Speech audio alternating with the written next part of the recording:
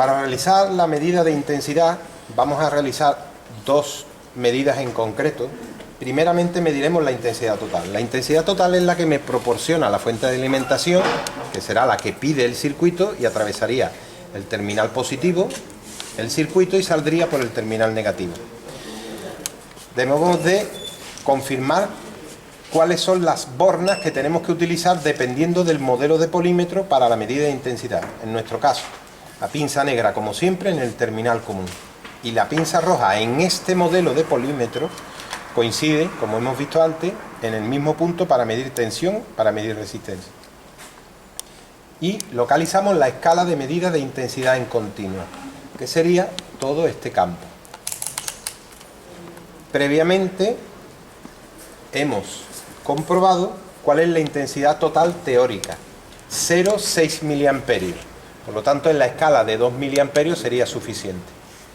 Y el procedimiento a seguir ahora es que el polímetro, el amperímetro, debe de insertarse en serie, esto es importante, en serie con lo que queramos medir. Para ello, el proceso al que tenemos que habituarnos es, previamente, cortar la corriente.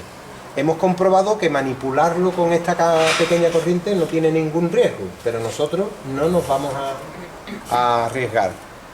Siempre, primer paso, cortaríamos la corriente.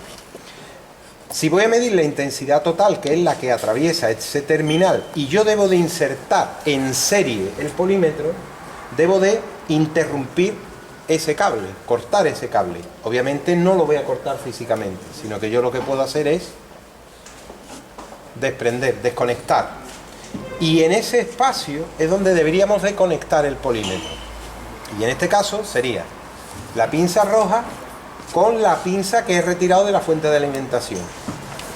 Y la pinza negra del polímetro, fijaros que la pinza negra de la fuente de alimentación no la hemos tocado, y la pinza negra irá al punto donde estaba conectada el positivo de la fuente de alimentación, que era este. Volvemos a conectar la corriente y ahora el polímetro me indica un número, punto 609.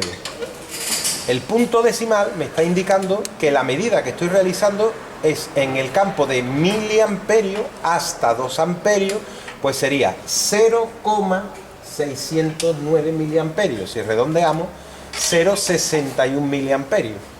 Mientras que el cálculo teórico es de 0,60 miliamperios. Por lo tanto, la medida del circuito es correcta. Vamos a realizar ahora una medida en alguna de las resistencias internas.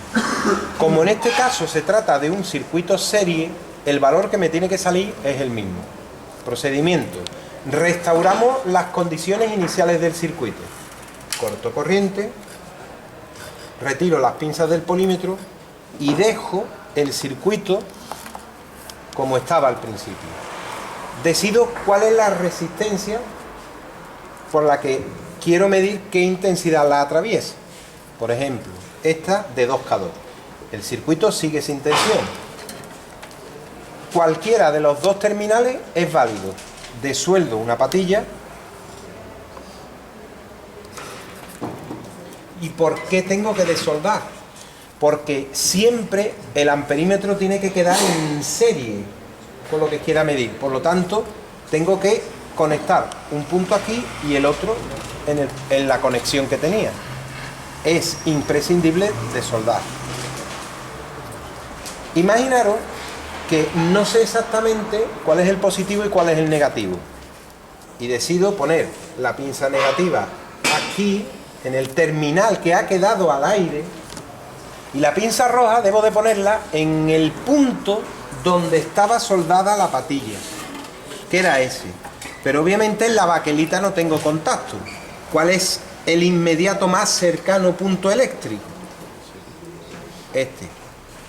Una vez que he conectado el amperímetro en serie, vuelvo a conectar la alimentación. Y observo que me da un valor bastante parecido al anterior, pero con un signo menos delante. ¿Por qué ese signo menos? Porque las pinzas no las he conectado de modo adecuado. La polaridad la he errado. Simplemente cambio las pinzas de posición